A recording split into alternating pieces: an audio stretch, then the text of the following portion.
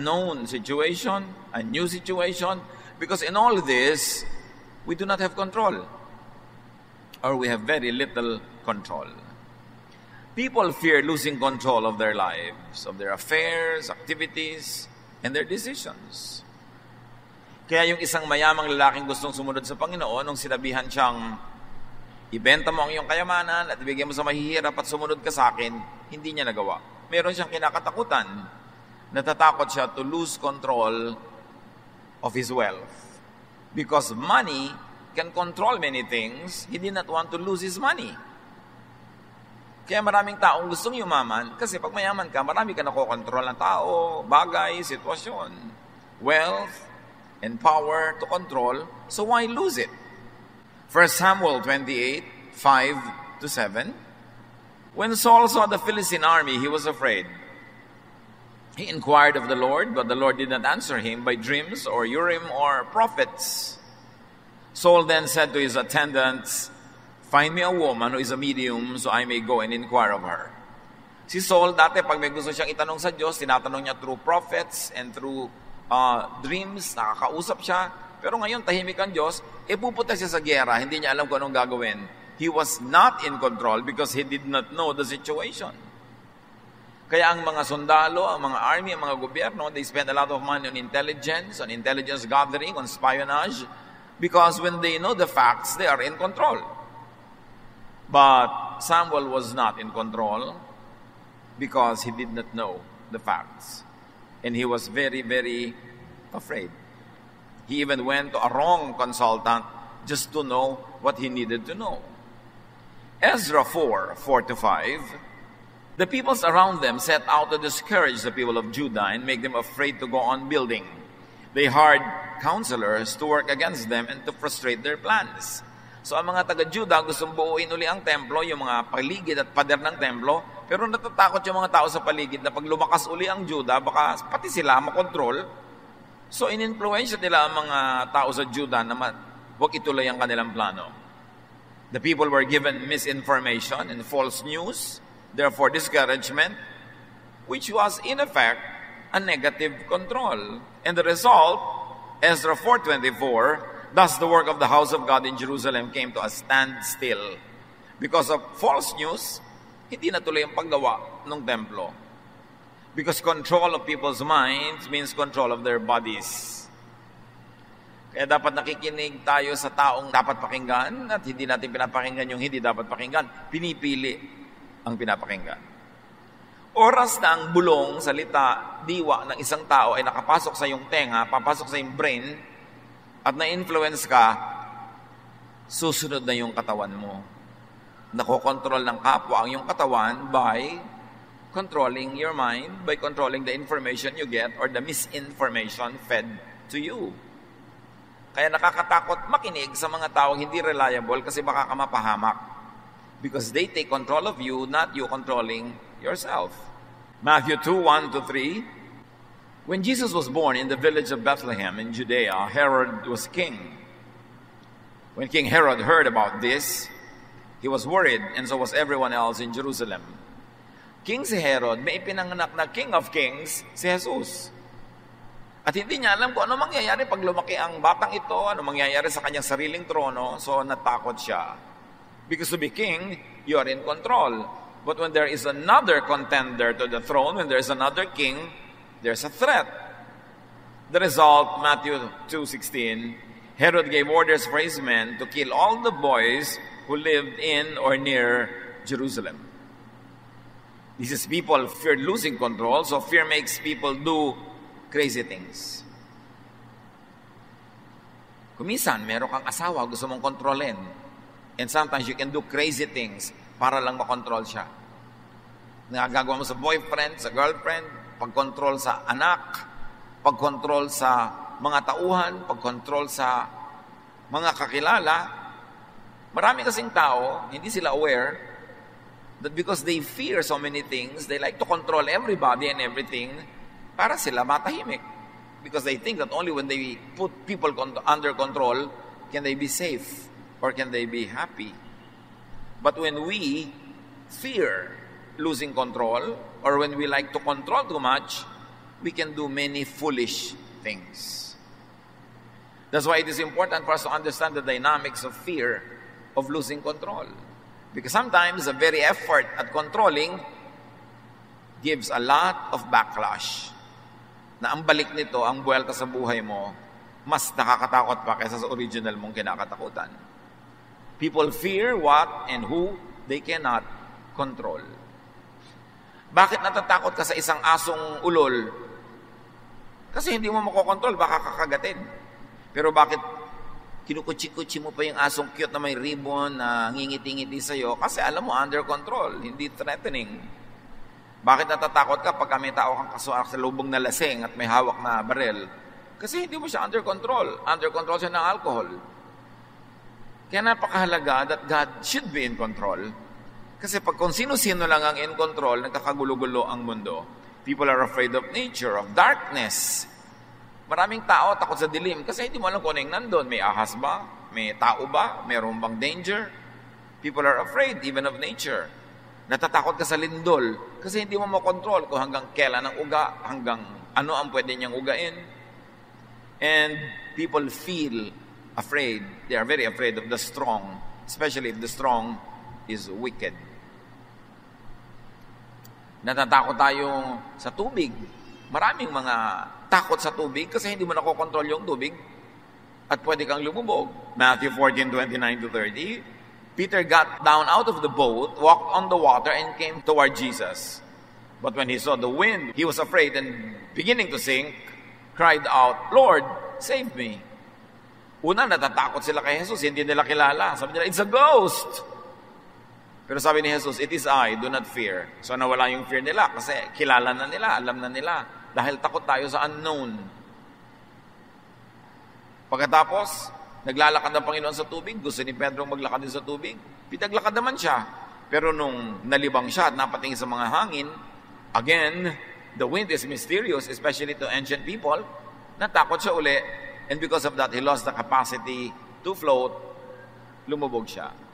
But the important lesson is, antidote to fear of what you cannot control is God or Jesus. Kaya yung mga nananalig sa Diyos, malalaki ang pananalig, nananalig kay Jesus, mas payapa. Kasi yung hindi nila kayang kontrolin, ipinagtitiwala nila sa Diyos. Mga bagay na hindi nila naiintindihan, ipinagtitiwala pa rin nila sa Diyos. Kaya, point to point, mas tahimik ang buhay ng nananalig sa Diyos. Kasi hindi siya nagjo-Diyos-Diyosan, hindi niya sinisikap na kontrolin at alamin ang lahat, ipinagtitiwala niya sa Diyos ang mga hindi niya kayang gawin at hindi niya kayang alamin. Ano ang relasyon ni Jesus and fear and control? Jesus is Son of God. All the powers of heaven were given to Him. That at the name of Jesus, in the name of Jesus, every knee will bow in heaven, on earth, and under the earth. But Jesus does not control people. Kaya si Jesus, hindi siya threatening Hindi siya nakakatakot lapitan kasi hindi kanya kakagatin. Hindi siya nakakatakot sundan kasi hindi kanya aangkinin. Hindi siya nakakatakot pakinggan kasi hindi kanya kokontrolin. Pharisees do control people. Yung babae na natagpuan ng Panginoon sa tabi ng balon, sabi ni Lord, "Alam mo, meron akong pwede ibigay sa iyo na living water. Minsan lang kita bigyan, hindi ka na mauuhaw ulit." John 4:13-14, "Everyone who drinks this water will get thirsty again," meaning the water in the well. "But no one who drinks the water I give will never be thirsty again. The water I give will become in that person a flowing fountain that gives eternal life." Ganun kabait si Jesus. Bibigyan niya yung babae ng living water na sasabihin niya, hindi mo na kailangang umigib uli. In fact, hindi mo na kailangang humingi ulit sa akin kasi babalong sa yung kalooban ng tubig na ito. It will be like a spring inside of you. It will flow naturally to the point that this woman did not even have to go to Jesus again and again and again. Yun ang tunay na pag-ibig.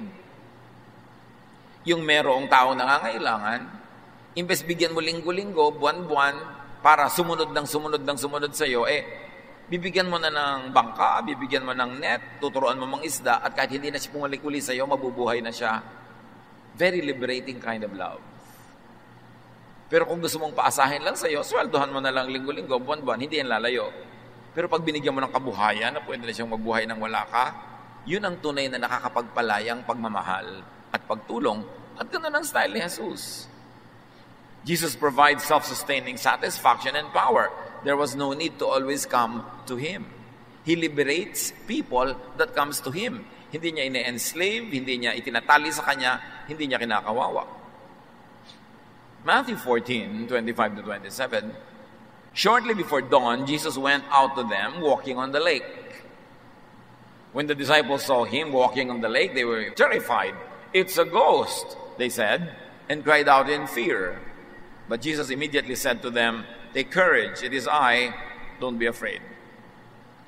Nasa kalagitnaan ng dagat sa madilim na hating gabi, nakasakay sa bangka na may malalakas na hangin, nakakatakot ang setting, tapos lumapit pa si Jesus naglalakad on water. Napagkamalan nilang multo. "It's a ghost," sabi nila. Pero nung nagpakilala si Jesus, "It is I, don't be afraid," natahimik ang loob nila. What is the issue here? Knowledge of who it was, and generally knowledge of what it is, what it could be, means control. You can control what you know. You can control your reaction to what you know. And control means fearlessness, which means power. Kaya sinasabi nila, knowledge is power. Ang walang alam, ang madilim ang isip, ang mangmang, maraming takot. Kaya kahit na nag-aaral ka ng Bible, pero ang dami mong hindi alam ng mga blind corners, marami kang interpretation na hindi alam, maraming verses na hindi mo naiintindihan, kumisan ang nagiging bunga pa sa'yo, puro takot takot na takot ka. Mag-end of the world, takot na takot ka sa bawat lindol, takot na takot ka sa bawat kahit ano na lang. Ang naging bunga sa'yo ng half knowledge is fear. Because the other half of a one-half knowledge is ignorance. And a one-half wisdom is a one-whole nonsense. Kaya marami, pag hindi nag-aaral lang mabuti, lalo lang nagkakaroon ng fear. Lalo lang na naliligaw. Kaya dapat talaga mag-aaral na mag-aaral. Now, knowing ideas, knowing people, knowing Jesus, knowing about Jesus, knowing about the power and love of Jesus, sets people free and empowers. Ang tunay na pagkakakilala kay Jesus, nakakapagpalaya, hindi nakakapagpatali. Pagka si Jesus ay parang nakilala mo sa Biblia, sa mga kwento, sa mga aral, sa mga preaching and teaching, tapos ang nagiging bunga, natatali ka, nagagapos, lumiliit ang mundo mo, kumikitid ang iyong isip, lumiliit ang mga options mo sa buhay, nababawasan ang iyong kasiyahan, ang iyong fulfillment, maling pagkakilala yon. Dahil ang tunay na pagkakilala kay Jesus, ang tunay na mabuting pagbabasa ng Biblia, pag-aaral ng mga bagay na spiritual, ang nagiging bunga, nawawala ang iyong mga fear at nagkakaroon ka ng kapayapaan, kasiyahan, katahimikan. Pero bakit ang dami nag-aaral ng Biblia? Puro na lamang takot sa end of the world ang laman ng utak. Takot na lamang pag tumingin sila sa katasa, may nandun ang demonyo. Pag tumingin sila sa buhul-buhul na pansit, nandun si Satanas. Laging nakakakita ng mga takot, yung laging may mga worries, kung ano-ano, maling pagkakilala sa Diyos. Sabi ni Jesus, "It is I, do not be afraid." At dumakilala nila at nalaman nilang si Jesus yun, natahimik ang kanilang loob. Bakit pwede mo ipagkatiwala kay Jesus ang lahat? Because He died for us. Because He is the Son of God. Because He is the greatest of all power, the King of all kings. And when Jesus says, "My peace I leave with you, my peace I give to you," it means you can have peace by one, using your God-given ability to know what you can know so that you will have power to control a situation that is beneficial to you. But knowing Jesus also means trusting Him for everything else that you cannot know at the moment. You don't know, but God knows. And God loves you, and that God has a plan for you, and you can be at peace.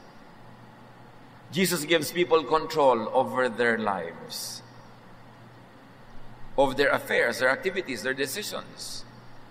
Yung isang tao na tinirahan ng maraming demonyo ang kanyang katawan nung pinalaya ni Jesus, Sabi ng tao, susunod na lang po at sasama ako sa inyo. Kasi ganun yun eh.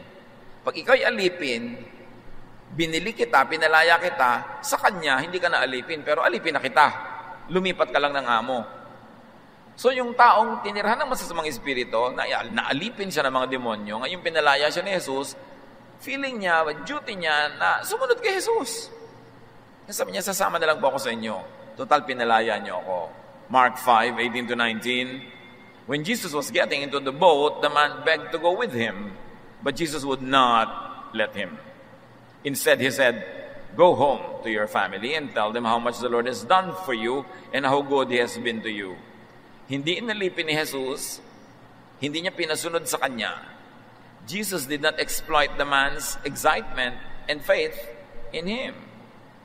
Because Jesus set people free from control of demons, from control of the Jewish law, from control of the teachers of the law, from control of the Pharisees. At para kay Jesus, ang pagtanggal sa iyong fear, tanggalin ang mga kumokontrol sa iyo, liban sa Espiritu ng Diyos, na kusa mo namang sinusunod at hindi nagpipilit na sundin mo siya. Pero kabaligtaran ang ginagawa ng maraming religious leaders and religions, oras na naging member ka nila, kokontrolin ka na. Yun ang ginagawa ng mga Pharisees. Yun ang ginagawa ng mga teachers of the law. They control people's lives. Kaliit-liit ang butil ng buhay ng tao everyday under their control. Kailan magtatrabaho, kailan hindi magtatrabaho, anong kakainin, anong hindi kakainin, anong isusuot, anong hindi isusuot, kanino makikisalamuha, sinong papakasalan. Under control lahat, parang robot ang mga tao. That's why Jesus taught the people of His time to be free from the laws of Moses, from the law of Israel even, except the laws that were loving and kind and merciful. Kaya yung pagkakaalipin ng mga tao sa Sabat, na wala ka nang pwede magawa sa Sabat, pinalaya niya, at then to very, very strongly demonstrate that, ginawa niya ang mga mahahalaga niyang himala, Sabat pa, kung kailan bawal magtrabaho. Yung mga kinakain ng taong kinokontrol lahat ng mga pare, sabi niya, it's not important what gets into the mouth or what gets out of it. Pinalaya niya yung mga tao sa kanilang pagiging obligado na maging malupit sa nagkakasala dahil inuutos ang batas ni Moses, papatayin nila, babatuhin nila hanggang mamatay nagkakasala. Pero si Lord, ipinakita niya na pwedeng hindi mo batuhin. Ang totoo, the people were obligated by law to stone this adulterous woman to death. Parang may kasalanan na sila pag hindi nila binato. Pero, sabi ni Jesus, sino man ang walang kasalanan, siya na yung mambato. And that set even those people free from having to stone the woman because they know may kasalanan din sila, therefore they were not qualified. Ibang-iba si Jesus, nagpapalaya. Kabaligtaran ng karamihan sa mga religious practices na nagkokontrol ng lahat-lahat. Kaya tuloy takot ka sa pastor, takot ka sa iyong Bible study leader, takot ka sa iyong choir director, kasi puro bawal at puro mga kalupitan. Pero hindi ganun. Dapat matapat ka sa ginagawa mong ministry, matapat ka sa pagkanta, sa pagtugtog, hindi dahil natatakot ka sa kapwa mo tao, kundi dahil mahal mo ang Diyos, na pinaglilingkuran mo, na alam mo pag nagawa mo ng mabuti ang iyong ministry, maraming makikinabang, matututo, magigising, magkakaroon ng kaliwanagan, and God is glorified and people are helped. That's why you are faithful to your ministry, not because of fear.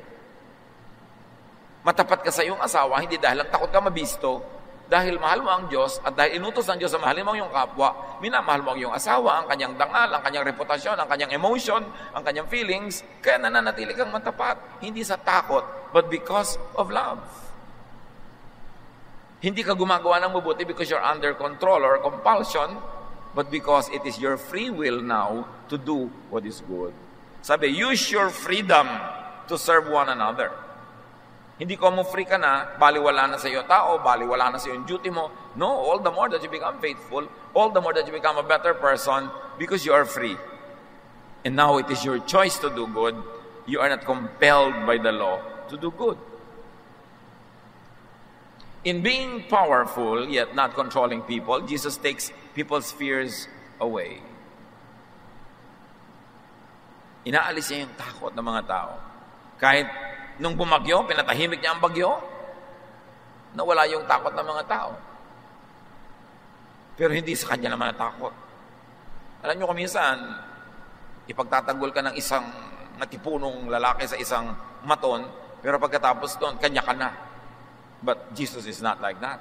He sets you free from oppression of others, even by demons, and then He does not take control of you. You surrender to His Lordship. He does not force you. And His Lordship is sweet and nice and good and user-friendly. Ang tanong, mga kapatid, who and what do you fear? Know who and what you fear. And know enough not to be afraid. To be in control of yourself. Yung mga ibang tao natatakot magpa-medical check-up kasi hindi nila alam kung ano magiging result. Lalo kung may nararamdaman sila, may suspecha silang nararamdaman, ayaw magpa-check-up, natatakot sa result. Pero alam nyo ba, habang hindi nyo nalalaman yung tunay na result, natatakot din naman kayo. At natatakot ka kung minsan sa bagay na hindi mo pala dapat katakutan dahil kung nalaman mo lang yung result, malalaman mong wala ka palang sakit. Pero dahil hindi mo alam, natatakot ka pa rin. Ba't hindi mo nang alamin na lang? At kung talagang nakakatakot nga yung nalaman mo, at least alam mo na, and you can do something about it para magpagamot, para ayusin mo ang iyong buhay, para maiwasan mong lumala ito, you will be in control, at least up to a point. Knowledge sets you free. Kung nag-aalala kayo na meron kayong malalaman na karamdaman, kaya ayaw nyo magpa-check up, lalo kayong dapat magpa-check up para malaman nyo. Kasi pag alam nyo na, malalaman nyo kung anong dapat nyong gawin. Ang pinakamalungkot sa lahat ay yung natatakot ka na malaman mo ang isang bagay na pag nalaman mo pala, hindi naman nakakatakot. Dapat inalam mo na lang agad para natanggal na yung takot mo. At kung nakakatakot nga yung nalaman mo, alam mo na ang gagawin, it is always better. Control what you can. Control what you may control. Siyempre, pagka ikaw yung manager, dapat may control ka sa mga tauhan mo. Alam nga naman, kanya-kanya na lang sila ng gagawin. Pero yung control na alam mo dapat hanggang saan lamang. Magulang ka, dapat may control ka sa iyong sambahayan, sa iyong mga anak. Pero alam mo dapat kung hanggang saan lang yon, hanggang dapat lang na kailangan para yung pamilya nyo manatiling buo at ligtas. Pero may mga bagay na ibinibigay mo ng mga kalayaan, maging sa iyong anak, maging sa iyong tauhan, maging sa mga taong pinapakain mo, hindi mo sila kinokontrol buong buo dahil hindi ganun ang style ni Jesus. Ano ang dapat nating nakokontrol para nababawasan ang mga fears natin sa buhay? Control your health. Up to how much you can control it. Yung worried ka ng worried, diabetic ka, tapos hindi mo makontrol ang kakakain mo ng kimpal-kimpal na asukal. Yung alam mo, diabetic ako, pero subo ka na subo ng leche flan. Tapos nag-aalala ka, ano na kinararamdaman ko? Control your health. Para mabawasan ang iyong fear. May kaya ka namang kontrolin eh. Yung hindi mo makontrol, ipa sa Diyos mo. Pero yung makokontrol mo, kontrolan mo yan. Control your finances. Bakit tayo maraming fear tungkol sa pera? Madalas, ang fear ay ito lang. You spend more than you earn. Nakakatakot nga yun. Kasi sasabog sa mukha mo one day, na may utang ka na pala, lubog ka na pala sa utang, o wala ka na pala gagastusin, o napahamak ka na because you're spending more than you're earning. Control your career.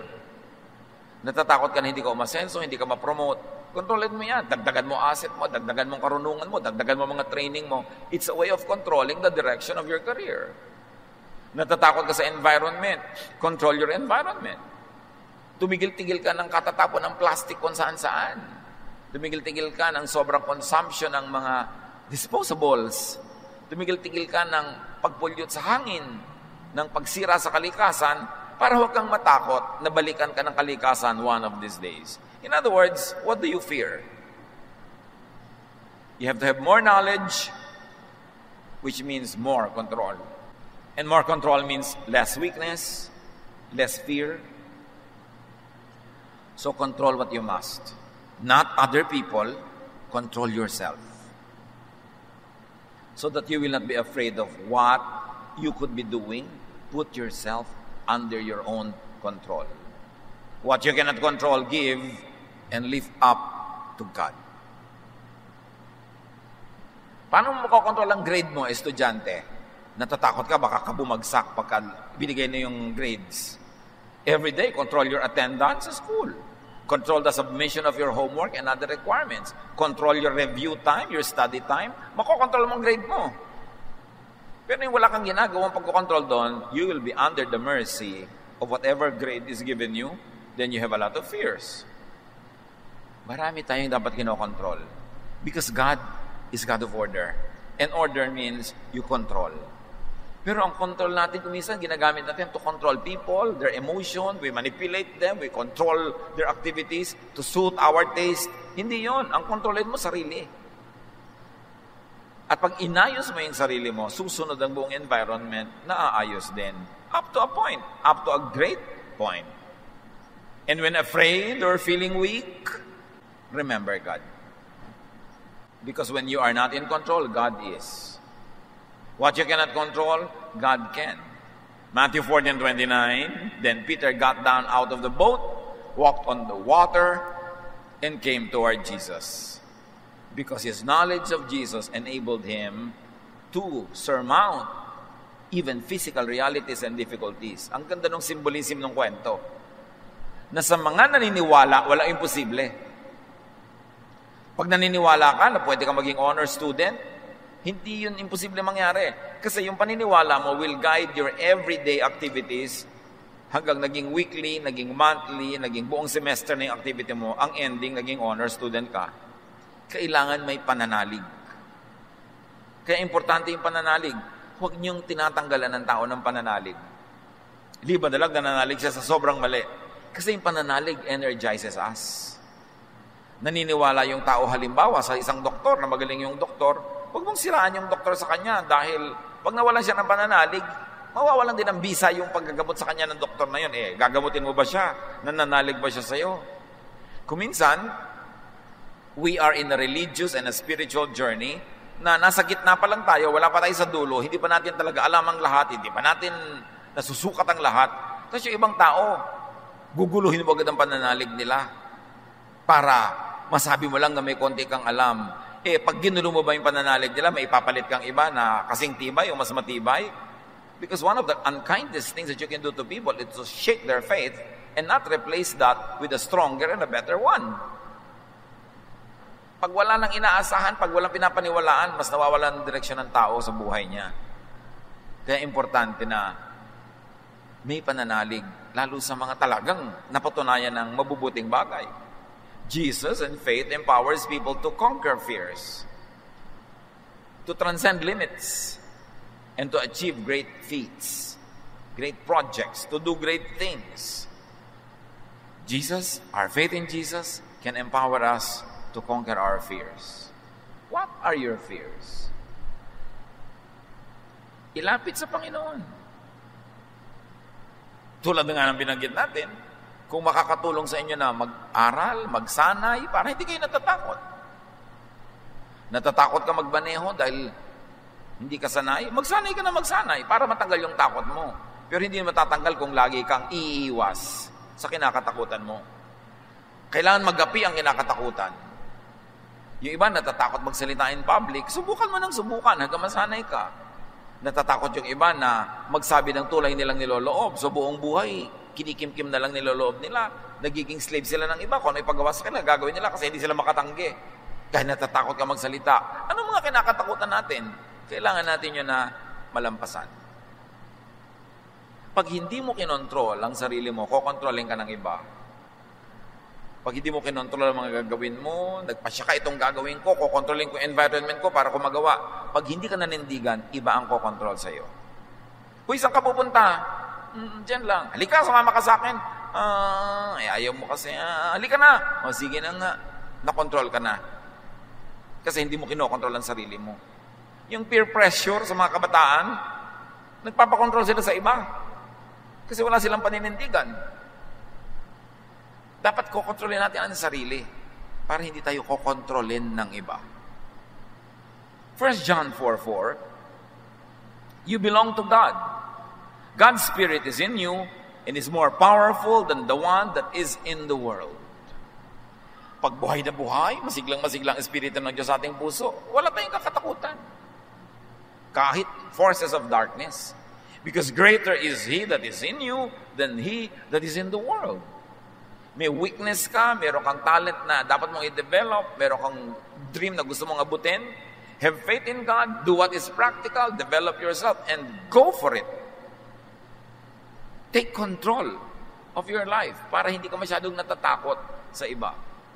2 Timothy 1:7, for the Spirit God gave us does not make us timid, but gives us power, love, and self-discipline. Ang Espiritu ng Diyos, kumikilos para hindi tayo gawing mahiyain o kimi o dungo. Pagka dudungo-dungo ka, kikimi-kimi ka, babatok-batukan ka ng lahat. Aakay-akayin ka, itutulak-tulak ka. Sabi, hindi ganyan ang Espiritu ng Diyos. Matapang, pero hindi gumagawa na masama. Naninindigan sa tama, hindi laging nakikisama. Kung ang pakikisama ay magiging pakikisama. Minsan, gino-glorify natin yung magaling makisama. Up to a point, it is useful. Lalo nung tribal level ng ating civilization, na kailangan mo ang tulong ng kapitbahay mo para ka mabuhay. Kailangan talaga makisama ka. Pero meron tayong isang katangian na hindi natin laging naitatanghal. Ito'y paninindigan. May mga panahon na hindi ka dapat makisama. Dapat kang manindigan. At kung yun ay kukontrolin na ng iba ang buhay mo, kukontrol nila ang love life mo, kukontrol nila ang karir mo, kukontrol nila kung anong kakainin mo, paano ka mabubuhay, dapat ka nang manindigan nun. Kasi hindi ka dapat kinokontrol ng iba. Diyos ang lumikha sa iyo nga, hindi ka kinokontrol ng Diyos, binibigyan ka ng laya. Bakit ka magpapakontrol kung kani-kanino? Iba naman yung parental authority, lalo't habang bata ka pa, dapat ka talagang sumunod. You don't know too much para magsarili ka agad. At kahit matanda ka na, mas matanda pa rin sa iyong magulang mo kahit tumanda ka na, so dapat nakikinig ka pa rin. And the premise of obedience to parents is because parents love you. Sometimes they may not be perfect, they may commit mistakes, but they will not intentionally lead you astray. Minsan nagkakamali rin sila pero hindi naman nila sasadyain na ipahamak ka. Bihirang-bihira ang magulang na ganoon, baka 0.01% lang. Kaya mahalaga, alam mo, kanino ba ako nagpapakontrol? Ba't kayo magpapakontrol sa mga kaibigan nyo, sa mga kaeskwelan nyo? Bakit pakain ba nila kayo? Pero pag niyaya ka umabsent, punta ka naman. Pag niyaya ka gumawa ng mali, mayali ka, may pupukpukin tayo, papatayin natin, sasama ka naman. Kailangan marunong ka manindigan. Yan ang ituro natin sa mga kabataan. You should not be under the control of your friends. You should not be under the control of anybody except God, who does not even control you. Because you have to submit to God willingly. Importante na naiintindihan natin sa spiritualidad yon, that it is your birthright to be in control of your life led by God. In being powerful yet not controlling people, Jesus teaches and enables people to not fear Him and not scare people to control them. Dahil hindi tayo kinokontrol ni Jesus, hindi din dapat tayo controlling sa ibang tao. Kahit ikaw ay religious leader, spiritual leader, you should not be controlling. Kahit sa counseling should not be directive. Yung may problema yung tao, didiktahan mo na, alam mo, itong gawin mo, itong gawin mo, itong gawin mo. Tapos pag magpapapayo uli next week, ayaw na kitang payuhan. Bakit po? Hindi mo naman ako sinusunod. Hindi ka doon ang payo. Pag nagpapayo ka sa tao, parang magulo yung buhok niya, sinusuklay mo lang para maintindihan niya kung alin ang mahaba, alin ang maiksi. Para maayos niya yung buhok niya. Tinutulungan mo siyang suklayin. Pero bahala siya kung gusto niya itirintas, ipusod, ibuhol. Siya ang bahala, buhok niya yun eh. Pag nagbibigay tayo ng payo, sasabihin lang natin, alam mo, sa tingin ko, kasi hindi ako masyadong involved sa problem, sabi, siguro mas objective ako kaysa sa'yo. Pag ginawa mo ito sa boyfriend mo, number 1, ito ang magiging bunga. Number 2, itong ginawa mo, ito magiging bunga. Number 3, itong ginawa mo, ito magiging bunga. So, pumili ka kung alin ang gusto mong gawin. Counselor, hindi mo sinasabing gawin mo yung to. Kung hindi mo gagawin, huwag ka nang babalik sa akin. Dictation yon. Hindi yon counsel. Marami pa namang tao pag nagiging relihiyoso o nagiging tendency to control others. Yung, oy, ba't ganyan ang suot mo? Hindi yan sinusuot ng Christian. Anong pake mo? Sinusuot ng kapwa.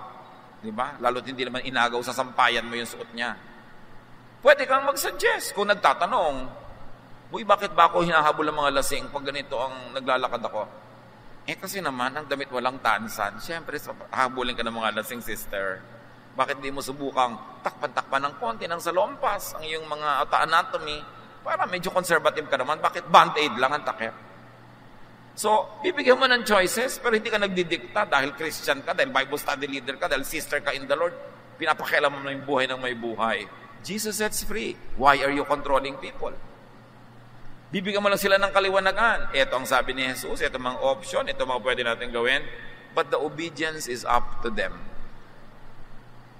Kahit mga preachers and teachers, you preach, you teach in the best of your knowledge.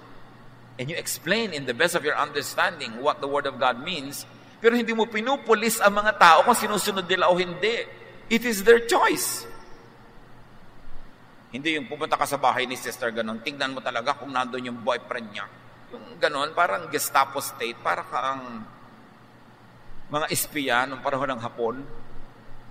Nagpipreach ka, ipinapanalangin mo mga ipinagpipreach mo na nawa maliwanagan, sundin nila on their own free will, pero hindi ka pulis. At kung sakaling hindi nila sinunod o hindi nila nasunod, hindi ka judge. Teacher ka, counselor ka, nasa tao ang degree ng pagsunod, paano susundin, kailan susundin, free will niya yon. Kailangan lang galingan mo yung turo. Win them over with love para for everything else that they don't want to really understand or obey, because of your love, it becomes easier for them to be obedient to a way that's probably not totally known to them yet, but could be known to them more and more as they obey more and more. But you should encourage obedience, not by scaring people, but by loving them. Yung bang sumusunod ka kahit hindi ka agree kasi alam mo mahal ka na hindi ka naman ipapahamak nito. So, bibigyan mo ng pagkakataong mapatunayan niyang tama yung kanyang ipinapayo. Nalilito ang church kung siya ay light, teacher, guide, counselor, o kung siya ay police o hukom. Kaya ang linaw-linaw ng turo ni Lord, do not judge others. Just love people. Give them the privilege to obey from their own free will and volition. Because it is much more joyful to do something when it comes from within your heart. But teach them, guide them, pray for them, so that their heart finds it compelling and finds it reasonable to obey the Word of God. Pero hindi ka nagpupulis ng kapwa. Kaya nagkakagulo ang mga Kristiyano, nagchichismisa, nagsusumbungan, nag-aaway-away. Kasi nagpupulis sila, hindi naman sila inutusan ng Diyos na maging pulis. Love people, laging ganon. Gusto mong baguhin ang isang tao para siya magbago para sa ikabubuti niya, mahalin mo. Alam niyo, yung pagmamahal talaga is more powerful than anything. Kaya marami sa atin, ang tagal-tagal lang nasa church, hindi pa talaga nararanasan ang tunay na Jesus. Kasi ang ginagawa natin nga, we judge, we police, we force ourselves onto people's lives. O yan, tagal-tagal lang kitang Bible study, naninigarilyo ka pa rin. Pinapagalitan mo talaga. Bible study, turuan mo ng turuan, at kung kailan siya magkakaroon ng conviction, siya ang magpapasya nun. Hindi mo kinukonsinte, hindi mo ina-encourage, pero hindi mo dyan na-judge, at hindi mo pinopolis. Yun ang style ni Jesus. Jesus sets people free from satanic control through outright deliverance. May mga pinalayas talaga siya mga demonyo, at meron naman sa pamamagitan ng love. Kaya naman pala problematic tong tao na to, kaya nagsasalita na ang dami-daming boses. Kaya pala nagkakaroon ng split personality ito. Hindi naman pala demonyo, depressed lang. Lonely, sad, alone, afraid. 1 John 4:18, there is no fear in love, but perfect love drives out fear. Because fear has to do with punishment. The one who fears is not made perfect in love. So dapat gumagawa ka ng mabuti, hindi dahil takot ka sa parusa, kundi dahil mahal mo ang Diyos, alam mong mahal ka ng Diyos. Gumagawa ka ng mabuti sa kapatiran kasi alam mong mahal ka nila, mahal mo sila, hindi dahil takot kang madisiplina. When people do not suffer from being controlled, When people do not suffer from wanting to control others, they become free. They find rest and peace. Pag kinokontrol ka ng iba, hindi ka free. Tama. Pero pag nangko-control ka rin ng iba, hindi ka rin free. Pag tinatalian mo sila, kahit saan sila pumunta, kasunod ka dahil hawak mo yung tali. Yung mga taong lagi nagsiselos, nagko-control ng kapwa, nagbabantay ng kapwa, hindi kayo free. Kasi, dapat kayong matulog, hindi kayo makatulog, nagmamanman kayo. Dapat kayong mapahinga, hindi kayo nagpapahinga. Dahil may kayo iniisip, gusto nila silang kontrolin. Pati ang mga mangyayari, kokontrolin nyo kung sino makakasama niya, hindi nyo makakasama. Para kayong engineer, script writer, director ng pelikula, dinidirect nyo lahat ng tao sa inyong paligid. Nakakapagod yun. Hindi kayo mapapahinga. Kaya kung meron kayong loved one, meron kayong papa, na kailangan nyo pang bantayan, pawalan nyo na lang. Kasi yung dapat bantayan, pag hindi kayo nakatingin, magwawala din yun. Hayaan nyo siya. Kaya nga sabi, if you love something, set it free. If it comes back, it is yours. If it doesn't come back, it never was yours. Kaya kung meron ka diyang loved one na nandyan lang dahil nakabantay, marino ka, it's not worth it. Pawalan yun, nakakapagod yun. Dapat hindi ka habol ng habol. Dapat, kusa siyang pumupunta sa'yo. Mapapahinga ka. Doon ka lang mapapahinga pag hindi ka nang kokontrol ng iba. Yung kailangan mo pang kunin yung SIM card niya, yung kanyang password, tapos para kang detective na nakabantay sa lahat ng mga post niya, nagla-like sa kanya, may 100 siyang friend, lahat tinitingnan nyo, minamanmanan nyo. Hindi kayo free nun. It's not worth the relationship. It's not worth it. Na napapagod kayo, napupugayat kayo ng kababantay, kapipigil. No.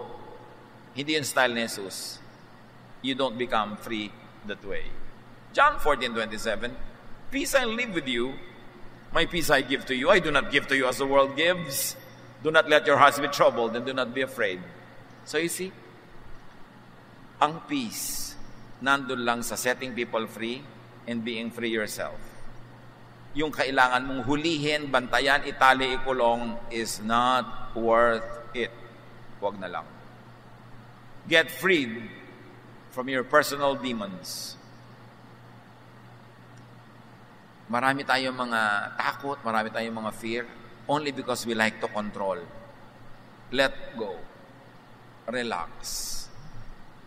Yung mga sobrang nagpapasikat, yung meron kang birthday, gusto mo perfect na perfect ang lahat kasi magpapa-impress ka sa lahat ng bisita, nakakapagod yun.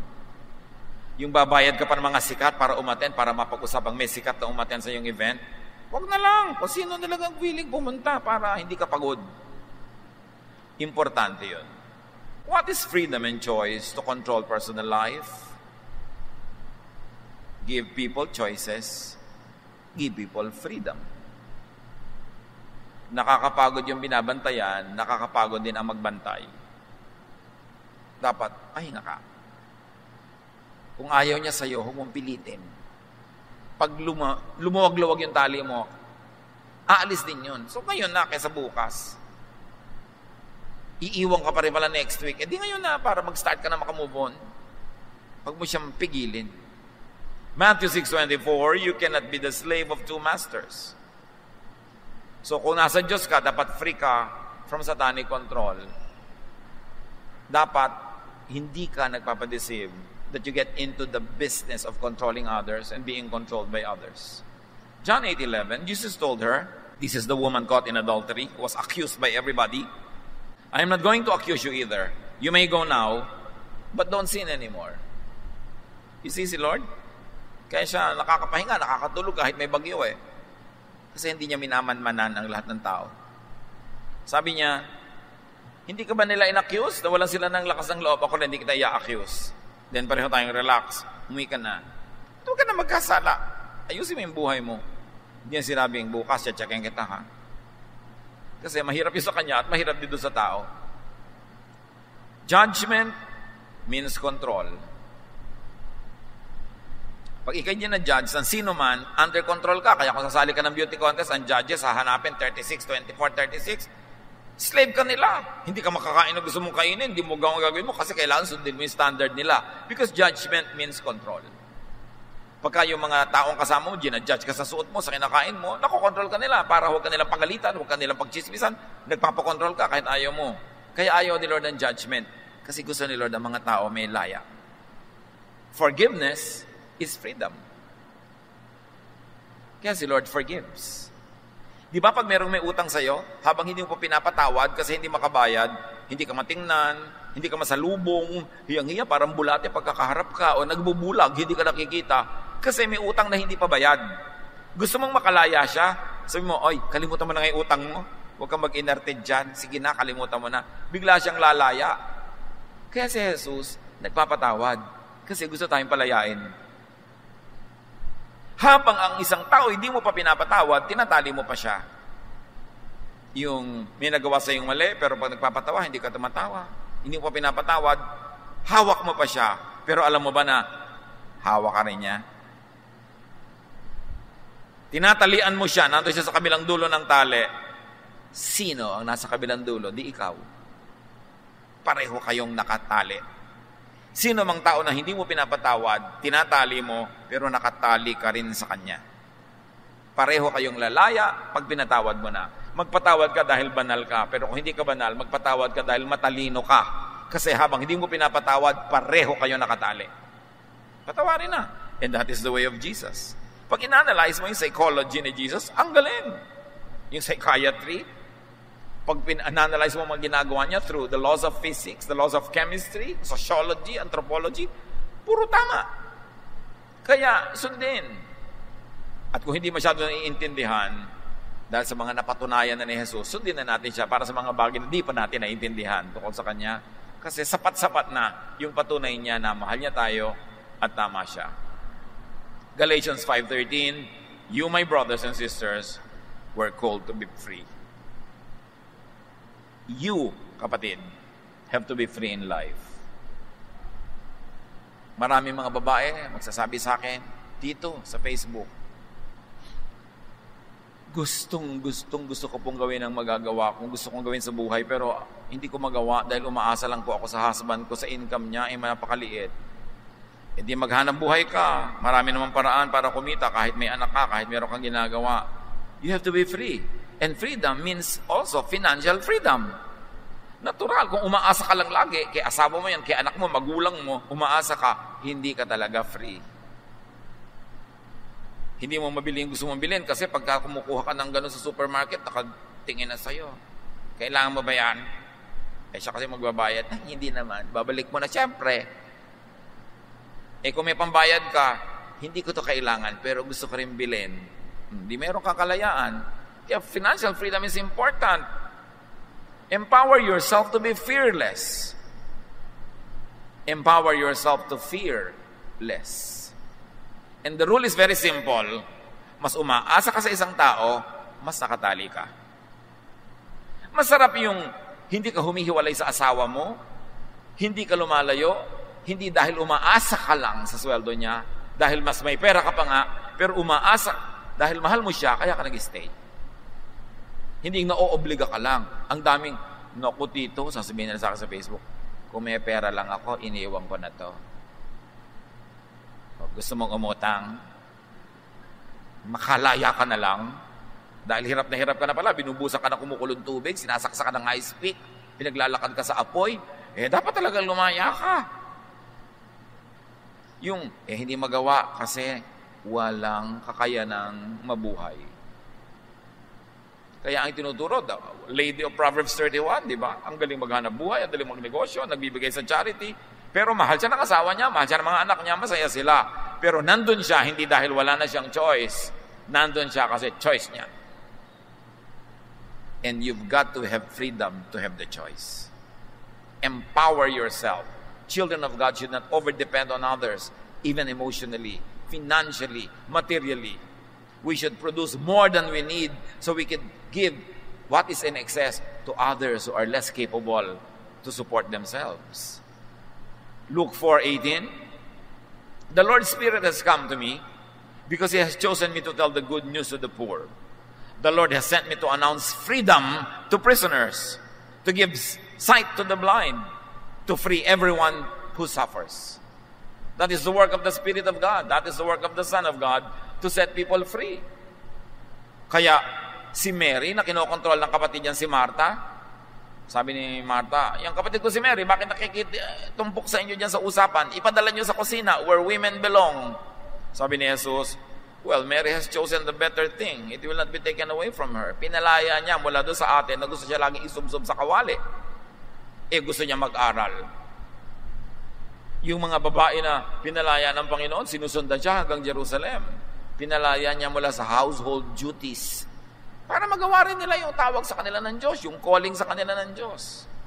Yung mga tinitira ng demonyo na nakatira sa kuweba, pinuntahan niya, pinalaya niya, nakauwi sa sariling bahay. Yung babaeng Samaritana na umiigib sa tanghaling tapat sa pag-iwas sa mga chismosa sa bahayan niya, kasi paghapon, nandun na lahat ng chismosa sa balon, pupunta siya tanghaling tapat para walang tao. Pero nung pinalaya ni Jesus, binigyan ni Jesus ng self-worth, ng realization, siya pa ang pumunta sa mga kapitbahay. Sabi niya, ay alam niyo, minamit ako, ang galing ha, ito na yata yung Misaya, halika kayo, pakinggan niyo. Si Jesus nagpapalaya, hindi nagkukulong. Sadly, many religious teachings nagkukulong imbes magpalaya. Baligtad. To oppress people who are impaired by sensory laws, Jesus gives the power to be free, to live life to the fullest. Minsan ka lang mabuhay sa mundong ito. No matter how much you believe in eternity and how long eternity will be, minsan ka lang dito. Huwag mong sayangin. Lasapin ang dapat lasapin, kainin ang dapat kainin, gawin ang dapat gawin, alamin ang dapat alamin, and when you die, meet your Creator. But while you're still here, don't waste your time. Don't waste your life in slavery. You have to be free. Ano man ang kahulugan sa inyo ng freedom na yon, kayo ang mag-isip. Ano man ang tumatali, pumipigil sa inyo na maging kung ano talaga ang tawag sa inyo ng Diyos, kayo ay maging kayo, ano man yon, you have to be free. Hindi kayo nilikha ng Diyos para maging alipin o ari-arian ng sino man o ano man. This freedom, this is self-control, and this is the good news of the gospel. Ano ba ang number one na tumatali sa mga Israelita? The laws of Moses, the laws of Judaism, the laws of Israel. Doon pinalaya. Sabi niya, hay, kalimutan niyo lahat ng command. Isang command na lang ibibigay ko sa inyo. Ito yung tanim niya sa utak niyo. Love. Yung mga command na hindi loving, oppressive, nakaka-enslave, nakakasakal, padaanin niyo sa aking turo na love. Pag hindi loving, pwede niyo na isang tabi, hindi niyo na dapat obligahin ang sarili niyo sundin kasi hindi naman loving. Hindi kayo napapabuti. Yung mga Pharisees na yan, mga teacher na yan, sabi ko, tingnan nyo sila. Hindi naman nila ginagawa ang tinuturo nila sa inyo. Tapos pakinig kayo ng pakinig. Pinalaya ni Jesus ang mga tao mula sa law. Kasi yun ang oppressor sa buhay nila noon. Sabi niya, come to me all of you who are tired and heavy laden, and I'll give you rest. Only in freedom can you find rest. Mag-i-invest ka dapat sa iyong freedom. Knowledge, strength, power, not to use against people, but to set yourself free. Romans 8:15, the Spirit you receive does not make you slaves, so that you will live in fear again. Rather, the Spirit you receive brought about your adoption to sonship. And son is the opposite of slave. Son means free. Son also means daughter. Psalm 27:1, the Lord is my light and my salvation. Whom shall I fear? The Lord is my stronghold of my life. Of whom shall I be afraid? There is no force or power greater than Jesus who is in your heart. And that power wants you free. Jesus wants you free. 1 John 4:4, the one who is in you is greater than the one who is in the world. The greatest power, Jesus sets you free, does not control you. So why be a slave of something or someone less than Jesus? Why be a slave of anything or any law, even the Jewish law? And very importantly, why enslave and control others? Mapapagod ka rin, mahihirapan ka rin. Freedom and rest is not in being controlled by others, and it is not in controlling others. Freedom and rest is in letting go, whatever it is. Kung meron kayong mga inferiority complex, mga feeling of inadequacy, bitterness, sadness, anger, let go. When you are free, you can be rested. It is important to be free of anything that holds you. Even memories that can hold you. The past, fear of the future. It will not set you free. Free yourself by the power of the Lord Jesus. Dear God, teach us how to apply these high ideals in daily living so that we could be in control of our lives to do what is good, what is best. Teach us, Lord, to avoid this great temptation to control others, because that also controls us, that also enslaves us. Pagbulay-bulayan natin sumandali, huwag pagmadalian. Your freedom means so much that Jesus died for it. Isipin how to be free from those that oppress us. Maybe